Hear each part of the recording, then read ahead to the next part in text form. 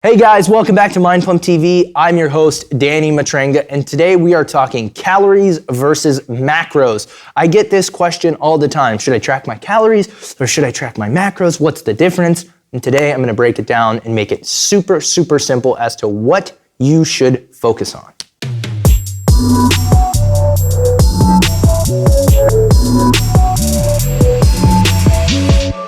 Hey, before I dive into this, guys, check out our free fat loss guide down in the description below. A lot of people want to know about calories and macros so they can figure out the best and most effective way to lose weight. Now, there's a few more things to consider just beyond calories and macros. We've put that into that guide for you. So do me a favor and be sure you check that out after the video today. All right, so what's more important, calories or macros? What should you count? How should you count them? Where should you put your focus, right? This is a question that a lot of new lifters struggle with. And I'll tell you this, right out of the gate, your body weight is going to be regulated by your calorie intake. Period, end of story. The less calories you eat, the more likelihood you will have of losing body weight. The more calories you eat, the greater likelihood you'll have of gaining body weight. Right, we have a little line that goes right down the middle. We call that our calorie maintenance. That is the exact number of calories or range of calories that if we stay there, we're going to maintain our weight. If we tip above that, we go into what we call a calorie surplus. And in a calorie surplus, we're gonna gain weight. If we go below that maintenance range, we go into a little bit of a calorie deficit and we are gonna lose body weight. This is where macros come into the equation. Now, there are three: protein, carbohydrate, and fat.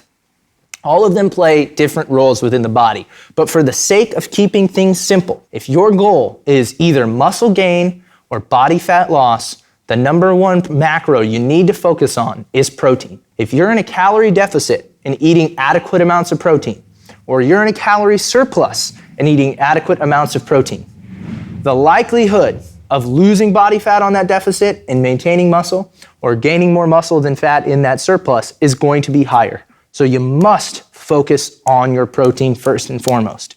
Then we focus on essential fats to make sure we maintain things like our brains and our cellular health. And then we focus on carbohydrates. That's where we get the fuel for our workout unless we're in a keto diet or something. So this is what I recommend for people. First and foremost, focus on your calories. Make sure you're in the right range. Then focus on calories and protein. Make sure you're hitting between 0.7 to 1 grams per pound. Then focus on your macros. Make it easy. Start with calories. Do that for a little while. Make sure you're eating the right amount.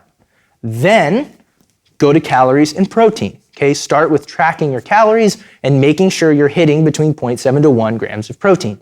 Lastly, go to tracking macros. Now, you could do this over the course of a month, but it's important that you build your way up to it and develop the skills of tracking and accounting the food you're eating. The really cool thing about this is that once you've scaled to tracking macros, you're already tracking calories. That's baked into counting your macros, if that makes sense. Each macro has a calorie weight, so if all you're doing is aiming to hit those macros, you should land where you need to be with calories.